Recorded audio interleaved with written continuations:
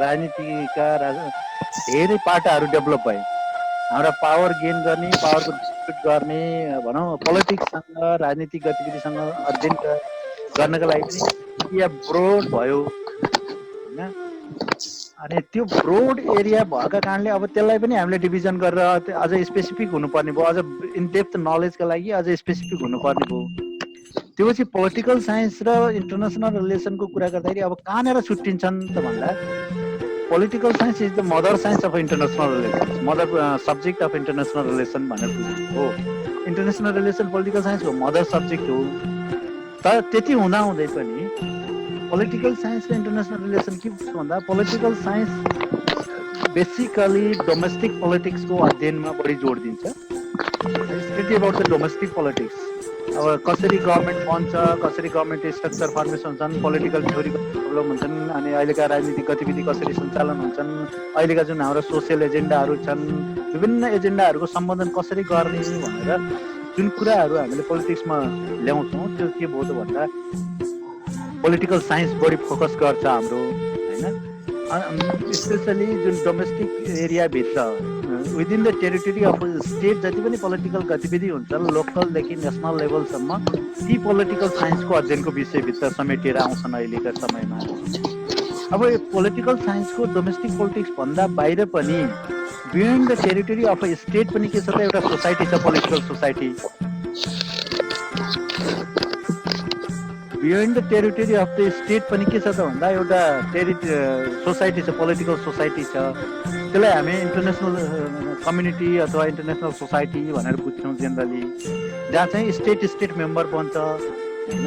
State र अर्गनाइजेसनहरू सदस्य हुन्छन्, स्टेट र मेम्बर इन्डिभिजुअल सदस्य हुन्छ। त्यो प्रकारको एउटा बियोन्ड द टेरिटोरी होइन एउटा पोलिटिकल कम्युनिटी छ भन्ने इमेजिनेसन छ र त्यो गरिया छ र त्यो अनुसार चाहिँ पोलिटिकल एक्टिभिटी त्यहाँ पनि हुन्छन् भन्ने भएपछि अब टेरिटोरीभित्रको पोलिटिकल गतिविधि चाहिँ पोलिटिकल साइन्सले अध्ययन गर्ने हो।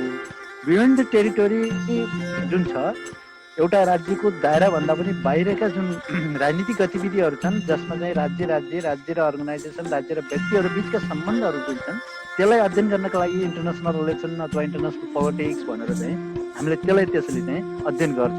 इन्टरनेसनल रिलेसनले के पाटोलाई जोड दिन्छ त भन्दा टेरिटोरीभित्रको भन्दा टेरिटोरी बाहिरका राजनीतिक गतिविधिहरू जसमा चाहिँ के हुन्छन् त भन्दाखेरि अब यसलाई सजिलो भाषामा भन्दाखेरि international relation focus on the interaction among the various actor of international community भन्छ। अब इन्टरनेसनल कम्युनिटीका एक्टर को हुन्छन् त भन्दाखेरि स्टेट भयो, इन्टरनेसनल अर्गनाइजेसन भए होइन, इन्डिभिजुअलहरू भए। अब तिनीहरू बिचको एक आपसको सम्बन्धहरू जुन अध्ययन गरिन्छ त्यो चाहिँ इन्टरनेसनल रिलेसनले हेर्छ भन्ने कुराहरू अध्ययन गर्छ। त्यसै गरेर अब इन्टरनेसनल पोलिटिक्सले रिलेसन जुन छ त्यसले के गर्छ त भन्दा इन्टरनेसनल रिलेसन भनेपछि पावर गेनसँग मात्र नभइकन यसले अलिकति पोलिटिक्स भन्दा पनि अझ बढी दायराहरू ओगट्छ। जस्तै आर्थिक गतिविधि कसरी सञ्चालन गर्ने, सामाजिक गतिविधि कसरी सञ्चालन गर्ने, एउटा समाजले अर्को समाजलाई कसरी प्रभावित गरिरहेछ भनेर त्यो भएर रिलेसन भन्ने छ। इन्टरनेसनल रिलेसन, इन्टरनेसनल पोलिटिक्स मात्र भन्ने छैन, इन्टरनेसनल रिलेसन भन्ने छ। र त्यसले के हेर्छ त भन्दाखेरि हाम्रा आर्थिक गतिविधि, राजनीतिक गतिविधि, सामाजिक गतिविधि, सांस्कृतिक गतिविधिको पनि अध्ययन यसले गर्ने गर्छ। त्यसमा बेसिक डिफरेन्स के हो त भन्दा एउटा टेरिटोरीभित्र चाहिँ अध्ययन गर्छ, भित्रका पोलिटिकल एक्टिभिटिजमा फोकस गर्छ। इन्टरनेसनल रिलेसनले बियोन्ड द टेरिटोरीका इकोनोमिक, सोसियल, कल्चरल, पोलिटिकल एक्टिभिटिजहरूलाई सबैलाई चाहिँ यसले अध्ययनको दायरामा राख्छ, फोकस गर्छ भन्ने कुराहरू चाहिँ बेसिक डिफरेन्सेस हामीले थाहा पाउनु पर्ने। भोलिका दिनमा अब पोलिटिकल साइन्स र इन्टरनेसनल रिलेसन एउटै हो भनेर चाहिँ भन्नुपर्दाखेरि भोलि हामी इन्टरनेसनल रिलेसनको स्टुडेन्ट भएको नाताले पनि के होला त भन्दा यस्तो भन्दा अलिकति त्यति नसुहाउने होला। त्यस कारण मैले चाहिँ यो कुराहरू चाहिँ राखेँ होइन। अब त्यसपछि सेकेन्ड अर्कोमा छ अब how to define international relation. अब त्यसो भए इन्टरनेसनल रिलेसन भने के हो त, कसरी बुझ्ने, सजिलो भाषामा यसलाई कसरी हामीले अगाडि बढाउने, बुझ्ने भन्ने कुराहरू गर्दाखेरि दुई तिनवटा कुराहरू हामीले बुझ्नु पर्यो। पहिलो कुरा मैले अघि के भने भन्दा बियोन्ड टेरिटोरी एउटा इन्टरनेसनल कम्युनिटी छ, एउटा सोसाइटी छ जसलाई हामी इन्टरनेसनल कम्युनिटी अथवा इन्टरनेसनल सोसाइटी भन्छौँ, जसमा चाहिँ मेन के छ त भन्दा एक्टरहरू छन्। अथवा मेम्बर अफ इन्टरनेसनल सोसाइटी छन् ती को हुन् त भन्दाखेरि यहाँ मैले लिस्ट गरेको छ state international organisation, non governmental international organisation, sub national entity र इन्डिभिजुअल भन्ने यो विभिन्न कर्ताहरू हुन्।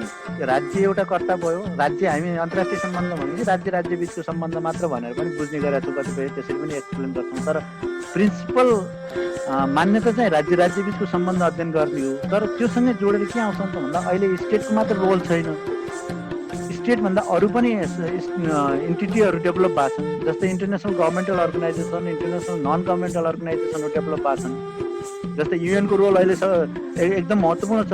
अहिले तपाईँ हाम्रो यो पेन्डेमिक छ, WHO को रोल त्यत्तिकै महत्त्वपूर्ण छ होइन। त्यस्तै हामी कहाँ आएका विभिन्न डेभलपमेन्ट एजेन्सीहरू छन्, जस्तै यो सेभ द चिल्ड्रेन, त्यसै गरेर अनि विभिन्न INGOजहरूलाई हामी भन्छौँ, तिनीहरूको रोल महत्त्वपूर्ण छ, तिनीहरूको भूमिका महत्त्वपूर्ण कुरो छ।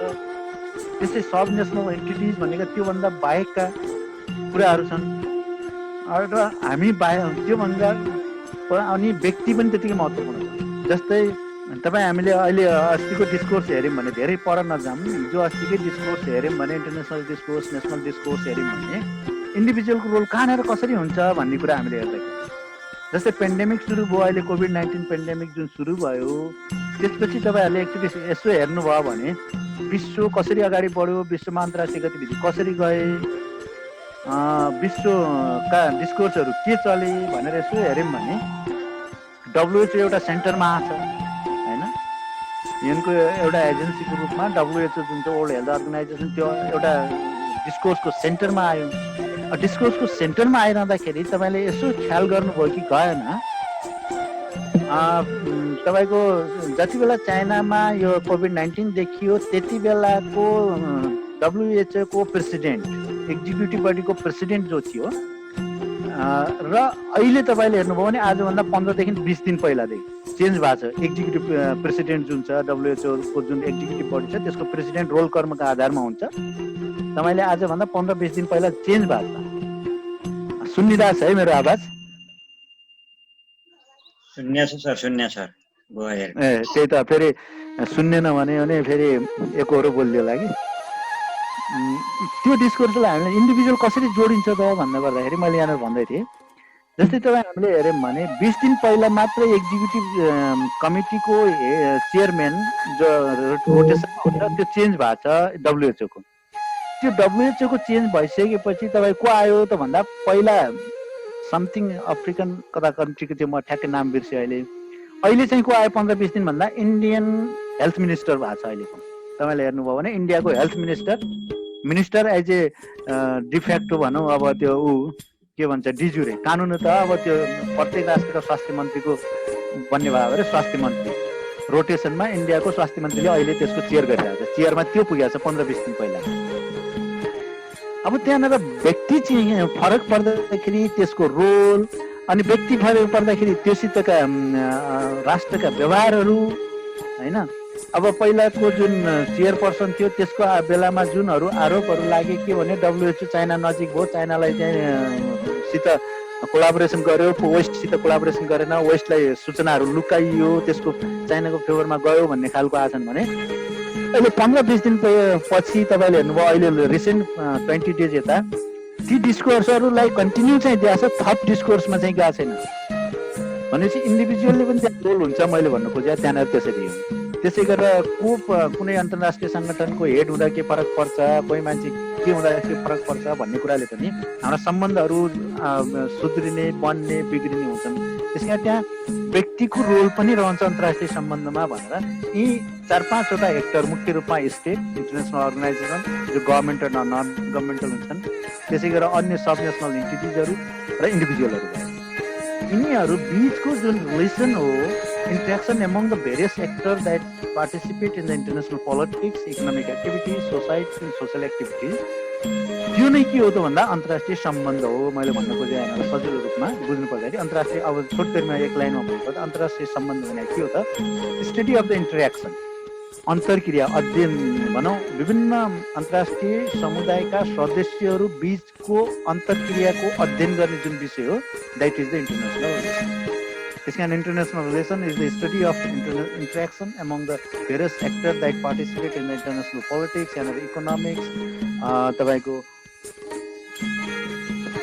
सोसियल एक्टिभिटिज भनौँ ती कुराहरूमा जो पार्टिसिपेट गर्छ त्यो इन्ट्रेक्सन गर्छ, त्यो अध्ययन चाहिँ इन्टरनेसनल रिलेसनले गर्छ भन्ने कुराहरू डिफाइन गर्ने कुरा हो। अब major question of the study of international relation, अब हामीले के अध्ययन गर्छौँ त इन्टरनेसनल रिलेसनभित्र, त्यस्तो कुरा जो चाहिँ सम्बन्धका सिलसिलामा के कुराहरू अध्ययन गर्छौँ त। हामीले अन्तर्राष्ट्रिय सम्बन्ध अध्ययन पढ्यौँ भने के कुरा जानकारी लिन्छौँ त, के कुराहरूमा हामी बढी फोकस हुन्छौँ त भन्ने कुरा गर्दाखेरि these are the major question, जहाँ चाहिँ के हुन्छ नि त भन्दाखेरि इन्टरनेसनल रिलेसन के गर्छ त भन्दा इङ्गेज रहन्छ। हरेक समय इन्टरनेसनल रिलेसनको अध्ययन गर्दा यी मेजर क्वेसनहरूको वरिपरि नै हामी घुमिरहेका हुन्छौँ। ती क्वेसनमा के छ त भन्दा पहिला how does international relation affect your everyday, अथवा यु एफेक्ट यु एभ्रिडे भने हामीलाई दैनिक रूपमा अन्तर्राष्ट्रिय सम्बन्धले कसरी प्रभावित गरिरहेको छ। म कसरी प्रभावित पाएँ, अर्को कसरी प्रभावित भयो, तेस्रो मान्छे कसरी भयो, अमेरिकामा बस्ने कसरी परिन्छ, नेपालमा बस्ने व्यक्ति कसरी प्रभावित हुन्छ। How does international relation effect you every day, दैनिक कसरी प्रभावित गरिरहेको छ। जस्तै अहिले मानौँ न अमेरिकामा खुल्यो भन्ने बित्तिकै पेन्डेमिक के भयो त भन्दा जुन लकडाउन थियो त्यो लुज भयो भनेपछि हामी पनि के हुन्छ, हाम्रो मेन्टालिटी पनि अब लुज गर्नुपर्छ, अब हुँदैन यसरी लकडाउन गरेर भन्ने हामी त्योबाट प्रभावित भएर हामी हाम्रो सरकारलाई प्रेसर गर्छौँ। अब अन्तर्राष्ट्रिय समुदायमा यो गर्यो भने हुन्छ है भनेर आयो भने, जस्तै अस्ति एउटा चाइनामा बसिरहेको भन्ने इन्डियन नागरिक भन्ने मान्छेले एउटा भोइस रेकर्ड चाहिँ तपाईँको फेसबुक ट्विटरहरूमा के भएको थियो त भन्दा सर्कुलेट भएको थियो। अब यो पेन्डेमिक जुन कोरोना भाइरस छ त्योबाट कसरी बच्यो भने के गर्यो भने हामी बस्न सक्छौँ। चाइनाले के अप्नायो त भन्दाखेरि चाइनिजहरूले के अप्नायो त भनेर उसले केही कुराहरू त्यहाँ दिएको थियो। अब त्यो सुनेपछि हामी के भयौँ त भन्दा हाम्रो एभ्रिडे पनि अब तातो पानी खायो भने, अनि के अरे हाम्रो इम्युनिटी पावर बढाउने प्रोटिनयुक्त खानेकुराहरू खायो भने हामी योसित लड्न सक्छ, हामीले इम्युनिटी पावर बढियो हुनसक्छ भन्ने हिसाबबाट जुन हामी मेन्टली त्यो हिसाबबाट तयार भयौँ, त्यो हिसाबबाट कुराकानी गर्न थाल्यौँ, त्यो हिसाबको व्यवहार गर्न थाल्यौँ भने हामी हरेक दिन एक ठाउँबाट अर्को ठाउँमा भइरहेको त्यो व्यक्तिगत सम्बन्ध, राज्यको बिचका सम्बन्ध अथवा अन्य कतिपय कुराहरू गतिविधि त्यसले हाम्रो दैनिक प्रभाव कसरी परिरहेको छ भने त्यो कुराको अध्ययन हामीले गर्छौँ। त्यो क्वेसनको वरिपरि रहेर हामी अन्तर्राष्ट्रिय राजनीति अथवा अन्तर्राष्ट्रिय सम्बन्धलाई अध्ययन गर्छौँ। दोस्रो चाहिँ what question does the study of international relation seek to answer भन्ने कुराहरू भन्छ। के कुराको खोजी गर्छ, के क्वेसनको उत्तर खोजी गर्ने। What question does the study of international relation seek to answer, के कुरा उत्तर दिन यसले अध्ययन गर्ने अथवा त्यसलाई कसरी उत्तर दिने होइन।